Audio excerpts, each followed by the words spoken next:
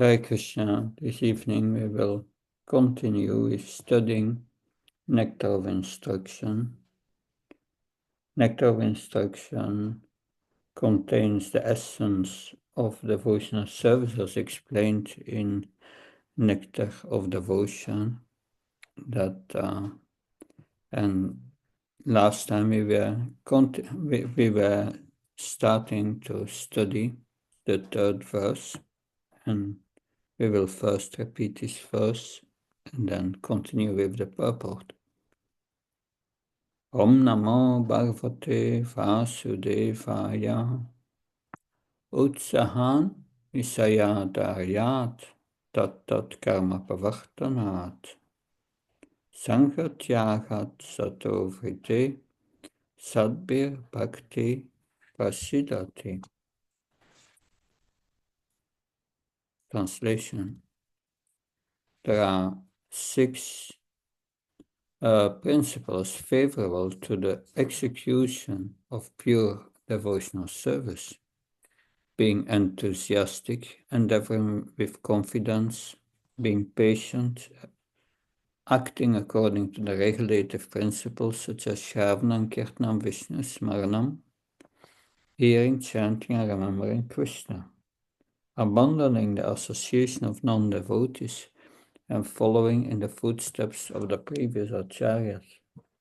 These 6 principles undoubtedly assure the complete success of devotional service. So I will read the first paragraph again from the purport. Devotional service is not a matter of sentimental speculation or imaginative ecstasy. Its substance is practical activity. Srila Rupa Goswami in his Bhakti Rasamrita Sindhu has defined devotional service as follows. Anya Bilasita Sunyam Jnana Karmat Anavritam Anukulyena Krishnanu Silanam Bhaktir Uttamam. Uttama Bhakti, or unalloyed devotion unto the Supreme Personality of Godhead, Sri Krishna, involves the rendering of devotional service in a way that is favorable to the Lord. The devotional service should be free from any extraneous motive and devoid of fruitive karma, impersonal jnana, and other selfish desires. Om Ajnanati Mandasya Jananjana Chakshurmilitam Yena Tasmai Shri Gurave Namaha. Namo Vishnu Padaya Krishna Pastaya Bhutale Srimate Bhaktivedanta Swami Namine. Namaste Sarasvata Devi Gauravani Pacharine Nirvashesha Srinyavadi Paskachai Desatarani. So this is Rupa Goswami's definition of pure devotional service. That what Krishna says in Bhagavad Gita, Ye yata mam papatyante tamstadeva bhajamyaham mama vartmana vartante manusya parta sarvasam. Krishna says, as you surrender to me, I reward accordingly. And that is also very true in the rendering of devotional service. The devotional service can be pure or can be mixed. But to come to the platform of pure devotional service, one must go first to the phase where one renders mixed devotional service, or at least partially materially motivated devotional service. Lord Krishna in Bhagavad Gita, he gives 4 kinds of devotees who approach him with material desires. Chaturvida bhajanti mam jana sukritin aryana. Achtashikna sharachtarti jnana sabharatashava. O best among men, there are 4 kinds of pious people who approach me, Krishna says, and who render devotional service. The first is the distressed, the one who desires wealth, the inquisitive, and one who is searching for knowledge of the absolute truth. So these are all motivations. And because our heart is impure, we have these motivations in the beginning. Why do we come to the Krishna conscious movement? Maybe because we want to be happy in this world, that out of frustration, that or having many material problems we want to solve. That these examples are also in the scriptures, that we have like the example of the distressed was Dhruva Maharaj, that he got in problems with his stepmother, that who did not allow him to sit on the lap of his mother, King Uttanapad. And that, and also that was distress, but he desired also wealth. That he desired a kingdom greater than his father, Lord Brahma. He was inquisitive. The inquisitive, we can say the 4 Kumaras, certainly. They were inquisitive. The inquisitive, the example is the sages of Namisaranya, and those who were searching for the absolute truth. That's the 4 Kumaras. So these examples are there.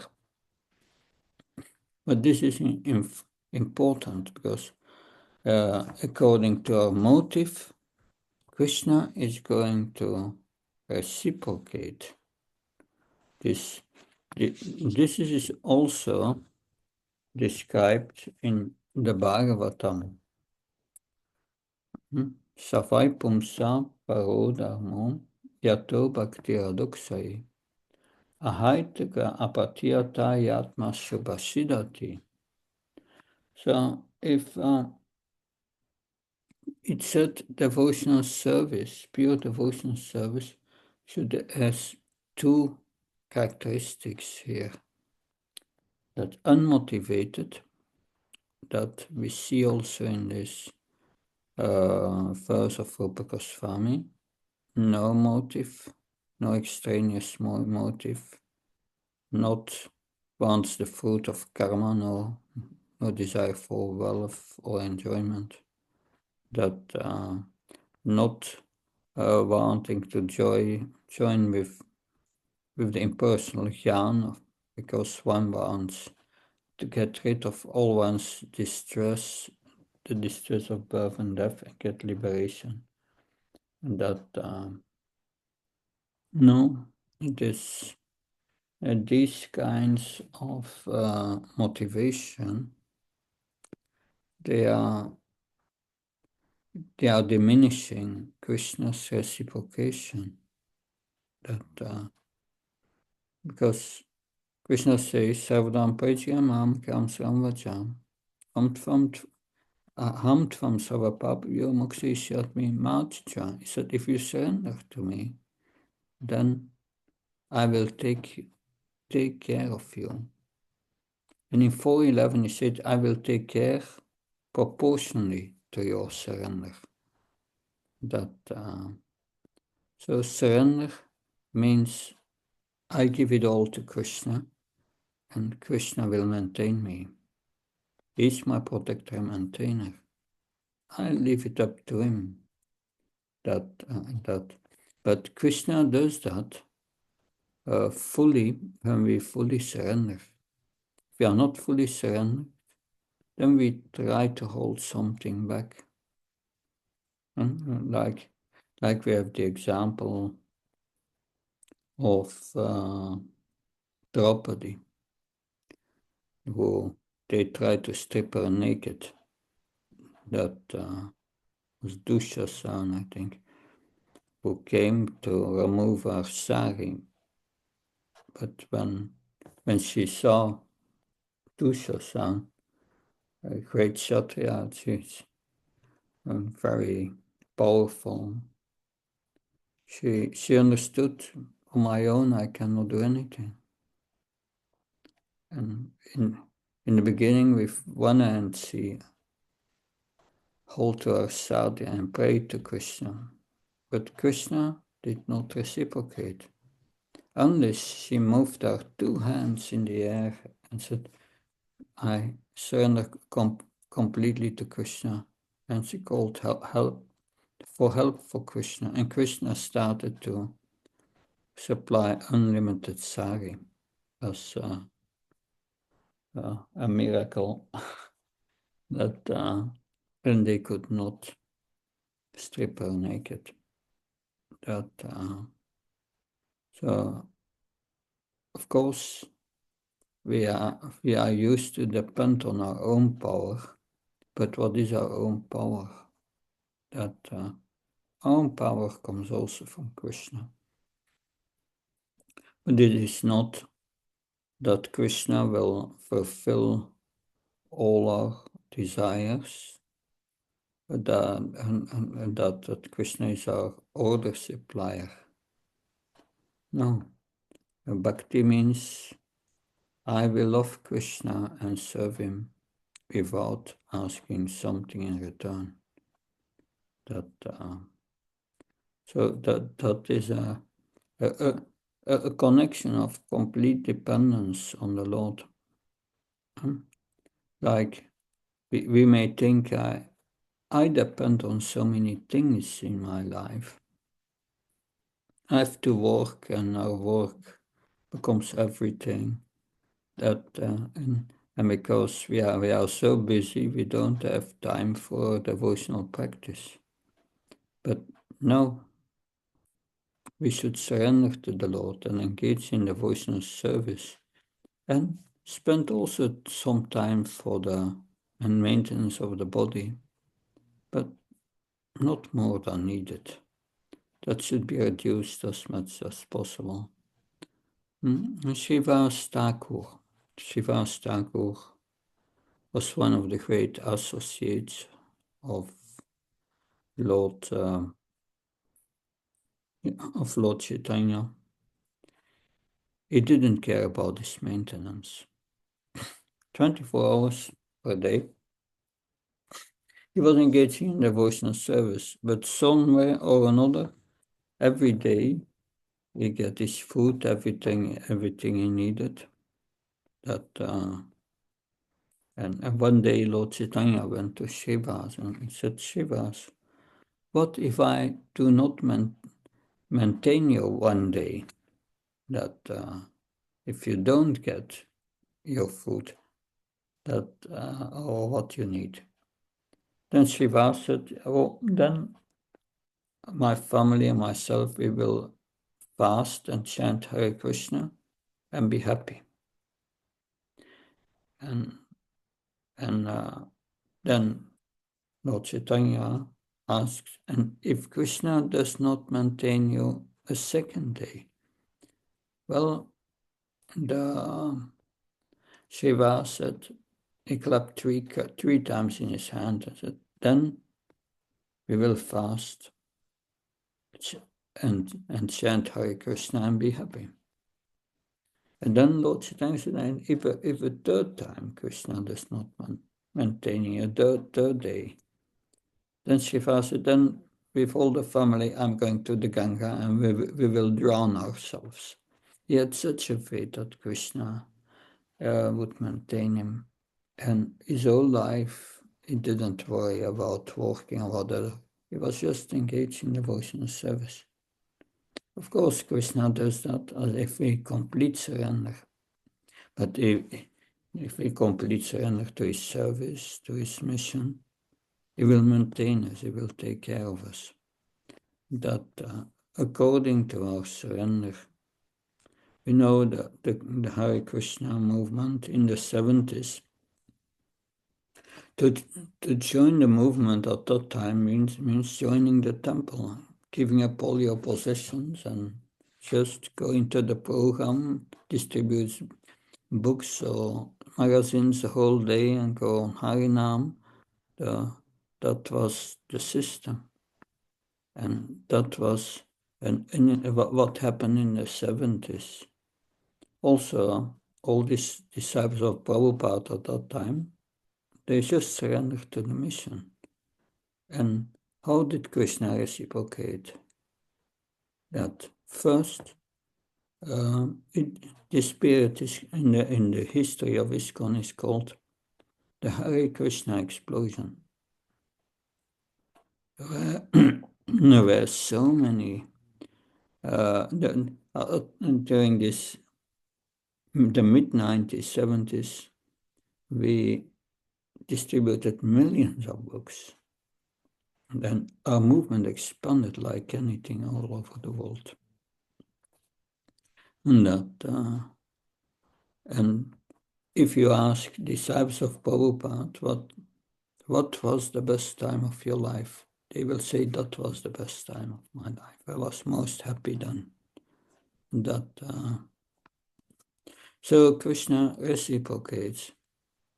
So as I told last time, you have two types of rendering devotional service, mixed and pure.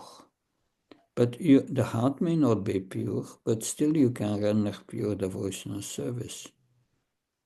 So it means giving everything to Krishna. Don't want anything for ourselves. So that is to be considered. Do we make devotional service a priority in our lives? If not, then the reciprocation of Krishna will be very limited. Why is that? Because our constitutional position is that we are a part and parcel of Krishna. Mamavam Sojiveloki Jiva Bhuta Sanatana. We can only be happy if we are connected with Krishna and render devotional service. Otherwise, there can be no spiritual happiness. So that's based on Sambandha Jnana, knowledge of our relationship with Krishna. Who is Krishna? Who am I? What is our relationship? Lord Chaitanya said, Gopi Bhakta Kamalar Dasana Dasana Das. We are the servant of the servant of the servant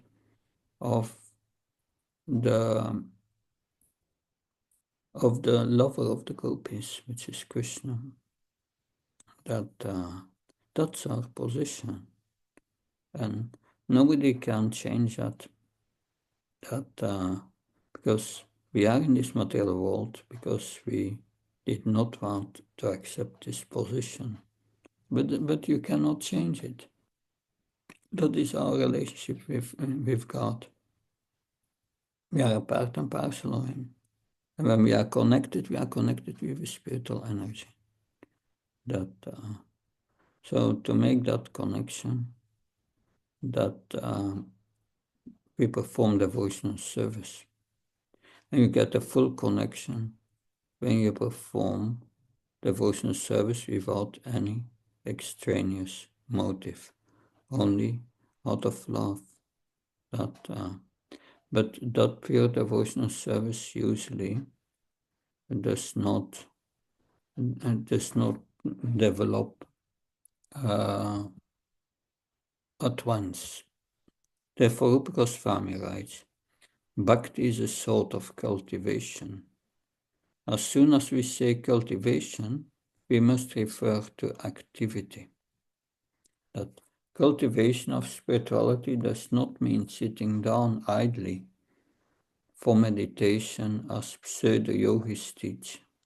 Such idle meditation may be good for those who have no information of devotional service, and for this reason it is sometimes recommended as a way to checking distracting materialistic activities. Meditation means stopping all nonsensical activities at least for the time being. Devotional service, however, not only puts an end to all nonsensical mundane activities, but also engages one in meaningful devotional service. So yes, that's it means devotional service is a meditation. That's the internal part. If we serve Krishna, then we think of Krishna. We meditate on Krishna. That we are cooking, and we are going to offer it to Krishna. Even while the cooking, we are not directly thinking of Krishna, but in the back of our mind it is, I'm cooking for Krishna. I will serve, because I will offer it to Krishna afterwards. So devotional service is always a meditation.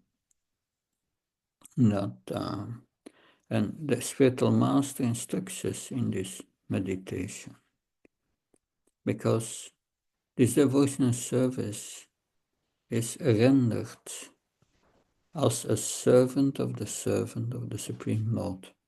And that means to the Guru Parampara, that the spiritual master is the representative of Krishna.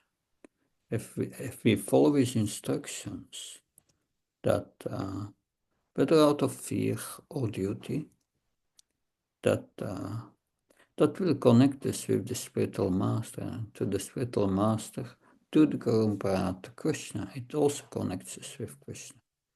And the spiritual master teaches us how to cultivate bhakti. It is a cultivation. This cultivation is called sadhana. We are trying to practice that, and because in the beginning of devotional service, we not always think of Krishna. But the meditation will come when you practice. Brahmananda Prabhu came to, in the beginning in New York, the 26th Second Avenue. So the spiritual master, the disciple must bow down for the spiritual master. And but Brahmananda said to Prabhupada, but I'm not feeling the bowing down. But and Prabhupada said, you bow down, the feeling will come. So it's cultivation. Cultivation means activity. That is a higher form of spirituality. Devotional service is the highest form. That it's not sitting down like the yogis. They try to meditate.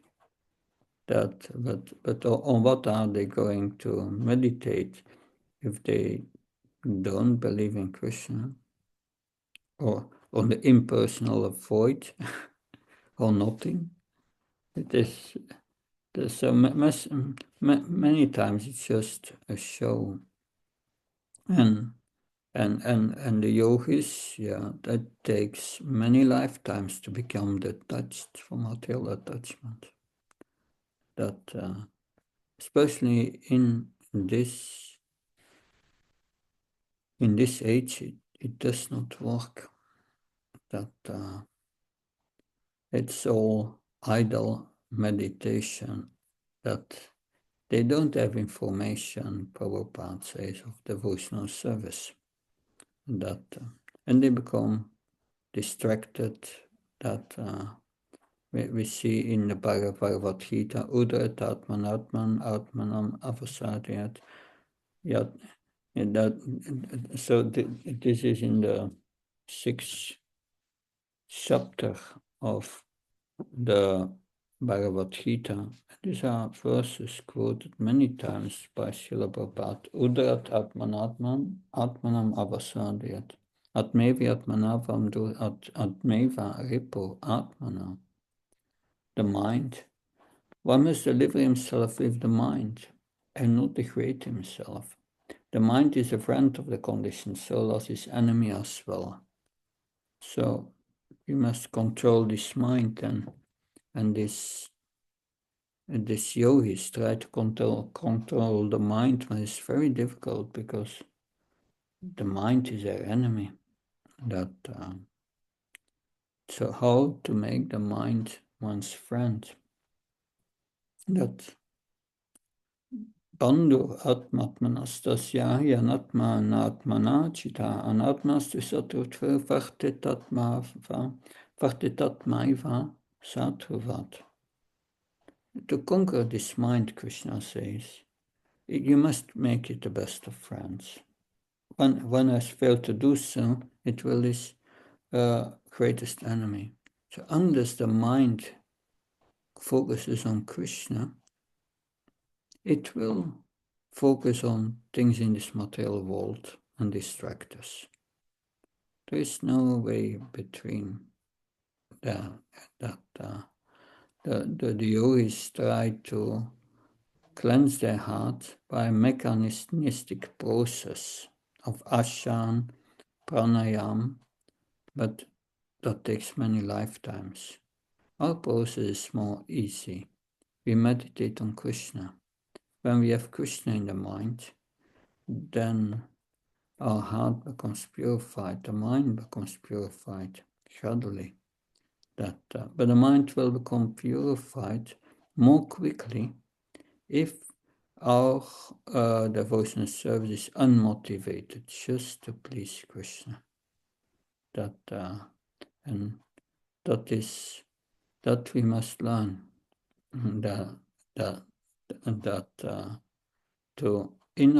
What is our intention?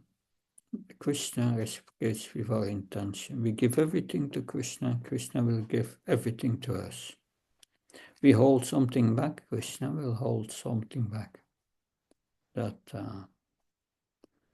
yes, this meditation of the pseudo-yogis, meditating on void or trying to merge with impersonal Brahman, because they don't have information of devotional service, that it's just, what is the result of their practice? That's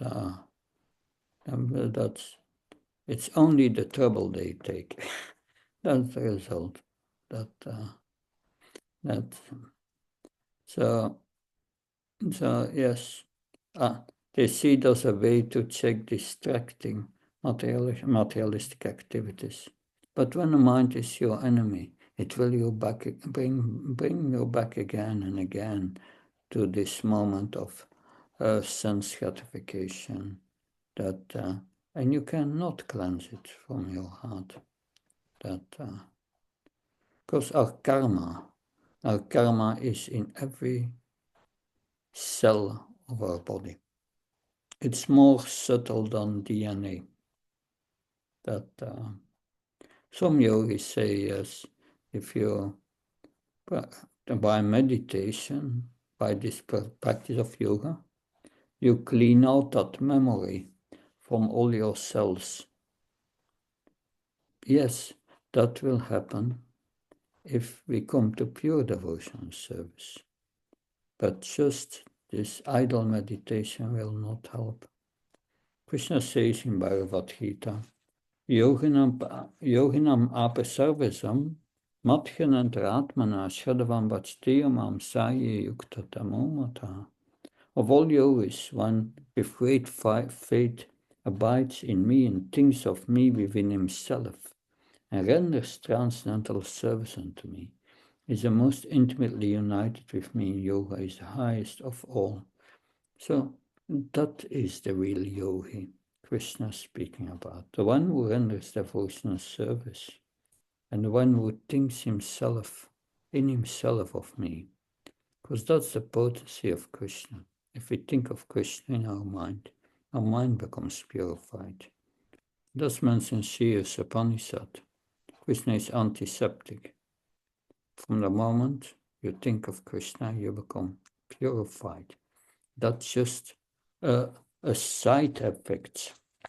Devotional service have different side effects. And Sutta Goswami in the Bhagavatam speaks about its side effects. Vasudevi Bhagavati Bhakti Yoga Payochita Yanyat Sasivarachyam Jnana Siyatahaitam. By rendering devotional service unto the personality of God, that Sri Krishna, one immediately acquires causeless mercy, causeless knowledge and attachment from this world. Causeless knowledge. You get transcendental realized knowledge, and you get attached from this world. That's just a side effect from devotional service, that you don't have to endeavor for that separately. The yogis, they are endeavoring for that. But if you become attached to Krishna, you become detached from this material world. That's very simple. Therefore, in the 5th chapter of Bhagavad Gita, Krishna confirms this. The 5th chapter of Bhagavad Gita, in the first verses, Krishna says that devotional service or renunciation is the same. That in the purport of one of these first verses, Srila Prabhupada writes, yes, attachment to Krishna means detachment from the world. That's the same. That, of course, this yoga practice is not working in this age. Arjuna confirms this. He says to Krishna, Krishna, I cannot do this. This mind is too, it's too flickering. It's obnoxious. You cannot control it. It's like controlling the wind. But when the mind is engaged in devotional service, it becomes controlled by engagement in devotional service.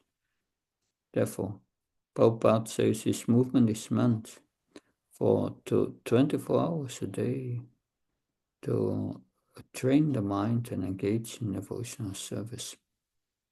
And that will control our mind. Because it says meditation means stopping all nonsensical activities, at least for the time being. If you perform devotional service, then there is no engagement in sense gratification, but for pleasing Krishna. And automatically it becomes controlled. But one must learn this under the guidance of a spiritual master, because a spiritual master has done this, and he can teach you how to do it. So the devotional service is the only way to control the mind. That all the other methods will fail. And why is that? Because the devotional service is these 4 activities. It is an activity that the idle meditation is not an activity. That's giving up all activities and go within. But it's an activity. And by nature, the soul is active, Krishna says in the 3rd chapter. You cannot give up any activity. So the yogis try, but in their minds they think of activities because their mind is not pure. That it's not possible. But even if your mind is impure and you meditate on Krishna and you serve Krishna with all your heart, your mind will be controlled. So it's activity, and because we focus on Krishna, we are renounced. It's the renounced activity. That is what Arjuna has difficulty in to understand. How how can activity be renounced? Because we renounce the material motives.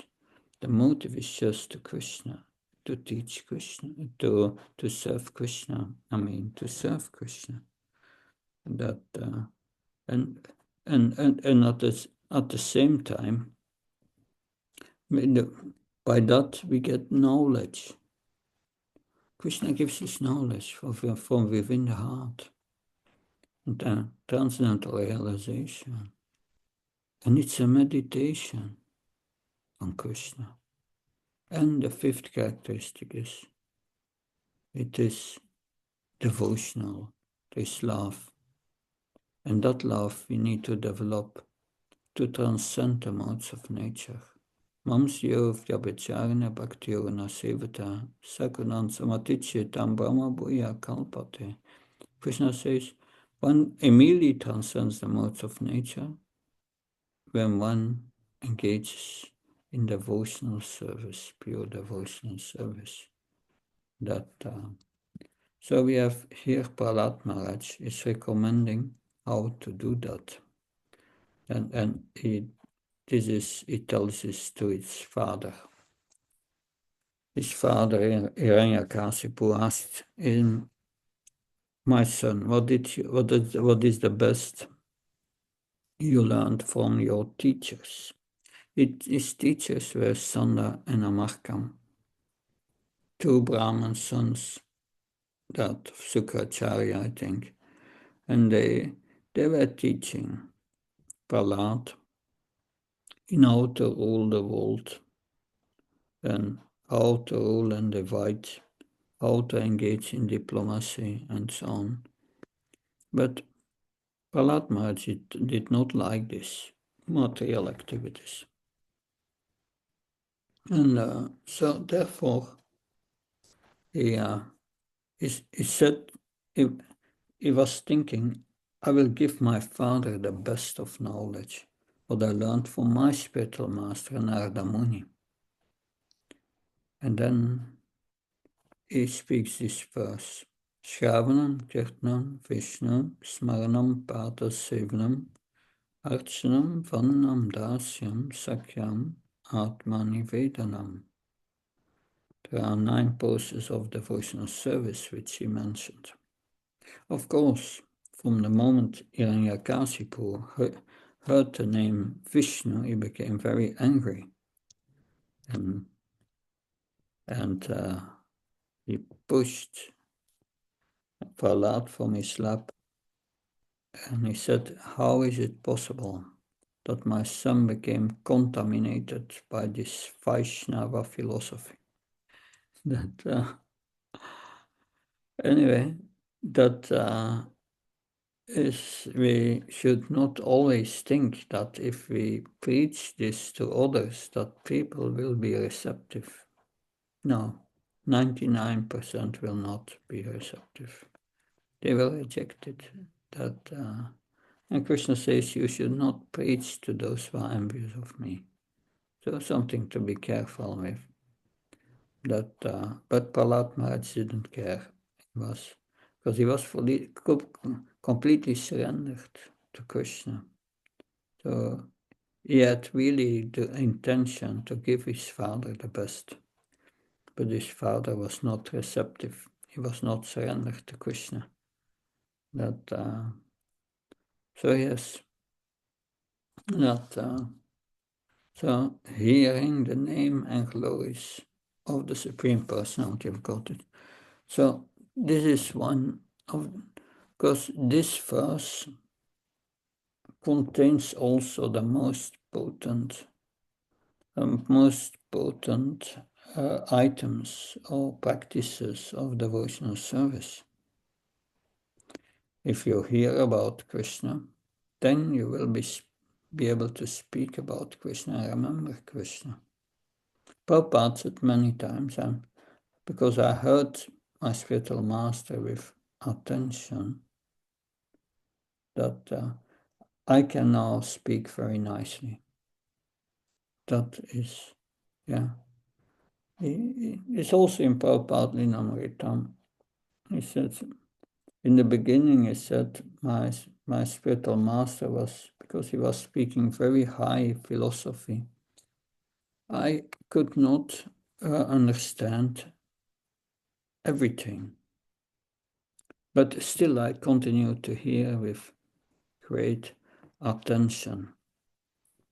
So this hearing with attention, that is very important. This is also mentioned at the end of the third chapter of the first canto of the Bhagavatam, that there, yes, it is said that Sutta Goswami says, I will say you the same thing. I will repeat the same thing as I heard from my spiritual master with great attention. And I will explain it to you according to my realization. So he said, yes, heard with rapt attention. That's important. When we hear about Krishna, we should be very attentive. When we chant the holy names, we should be very attentive to the holy name. Hear with great attention, rapt attention. But that's many times a problem. That in the Prabhupada, Srila Prabhupada writes, to hear with rapt attention, one must be pure in mind. And to be pure in mind, one must be pure in his habits, must follow the four regulative principles. Otherwise, one cannot hear with attention. That one will be deviated by the impurities in one's mind. So hearing the glories of the Supreme Personality of Godhead. If you hear, you can chant, you can repeat His glories. That, like I'm speaking now, while speaking I remember so many things that I can say on this subject matter. It's because I heard before that therefore hearing daily the Bhagavatam is very important, and Bhagavad Gita. Make it a daily routine every day to repeat at least one chapter of the Bhagavad Gita, Sanskrit and translation, or only the translation as you want. But the Sanskrit is also very important. And read the purports regularly. By that you will start to remember the verses, and these verses will become a practical guideline in your life. And then Shastra Shakshi, you start to see through these verses, because you remember the instructions of the Lord. Remembering the instructions of the Lord is like remembering the Lord.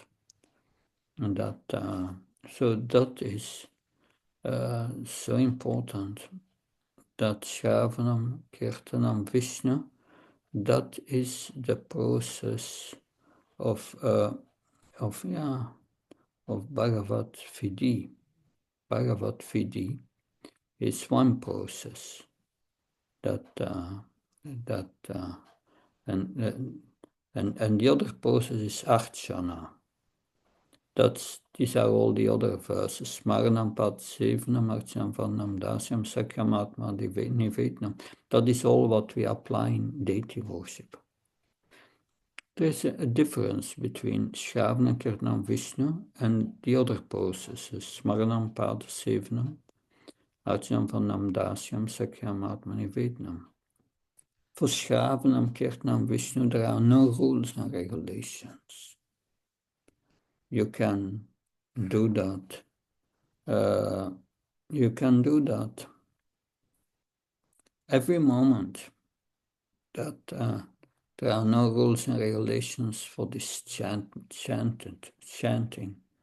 That's what Lord Chaitanya said. Nam nama kari baudanya sarva sakshi tatraptanya mata smarni nakal etat visita bhagavan mamapi devamicham iyachana raga. He says there are no rules and regulations.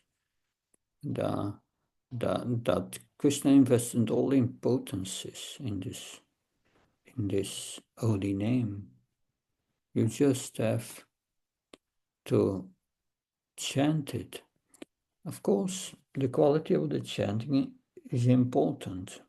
That if we chant it without material motivations, Krishna's reciprocation of the chanting will be that it gives you bliss.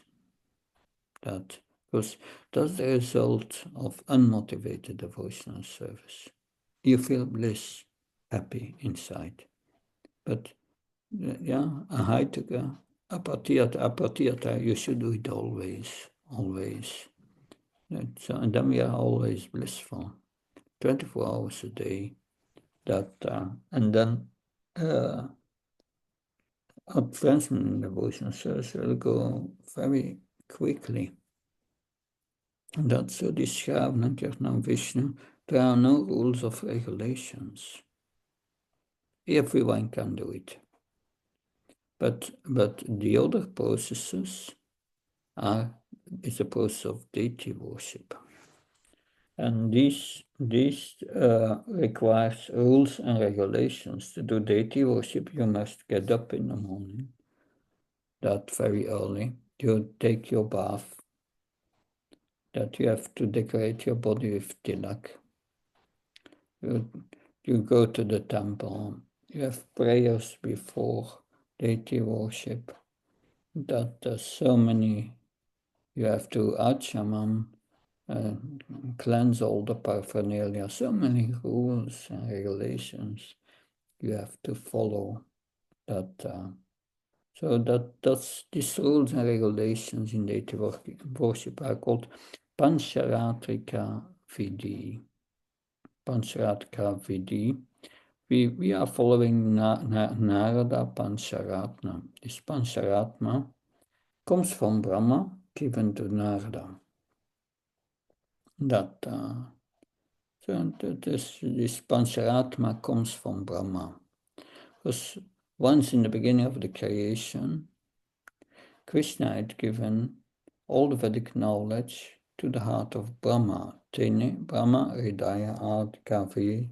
But that took a very long time, that many years of Brahma's life. And but then there were two demons, Madhu and Kaitava, at the beginning of creation, and they stole the Vedas from Brahma's mind, special thievery, and he lost all the Vedic knowledge. And he prayed to the Supreme Lord, I lost now everything. But it takes so long to get it. Can you give me it in 5 days, 5 days of Brahma, 5 nights? And Krishna gives it in 5 nights, that knowledge. And therefore is Pancharatna, Pancha 5 Ratna night, gave it in 5 nights, that knowledge of the essence of the Vedas. He gave only the essence in this 5. And that is the process of deity worship. How to serve the Lord. Because here we are worshipping the deity, the Arsha Vigra, which is a representation of Krishna in this material world. But in the spiritual world, we do the same service, but for Krishna or Narayan. So we are trained up by this deity worship to be eligible to perform the same service in the Supreme Lord, in the spiritual world. So this is, but this deity worship has many rules and regulations. So, but Prabhupada wanted us to combine both, because the process for this age is Harinam Sankirtan. That works the best in this age. In previous age, Dvapara Yuga, it was deity worship. But we do also deity worship. We are not fully qualified to do it, but this combination is what Prabhupada gave us, together with the hearing of the holy name and the hearing of the Bhagavatam. Hearing of the Bhagavatam and the holy name goes together. Hearing of the Bhagavatam, we develop knowledge of Krishna and our relationship with Krishna.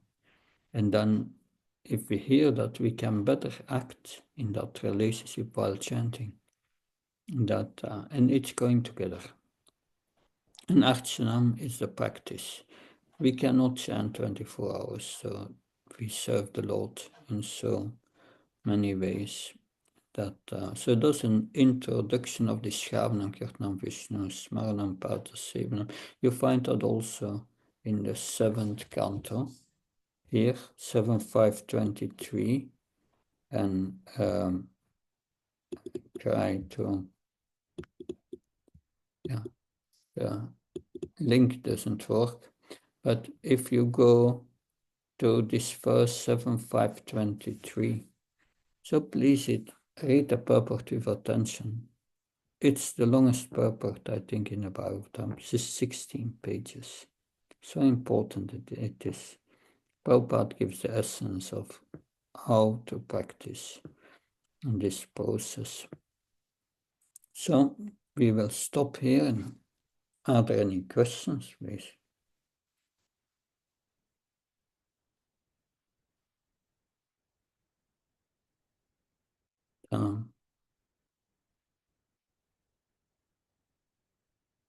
No, Maharaj, no questions for me.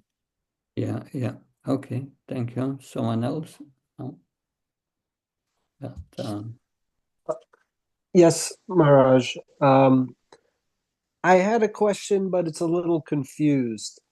When it comes to the mind and our, constant materialistic bad habits, bad mental habits, Prabhupada talks about beating the mind. He says, beat it with a shoe in the morning and at night. I think he was quoting his Guru Maharaj.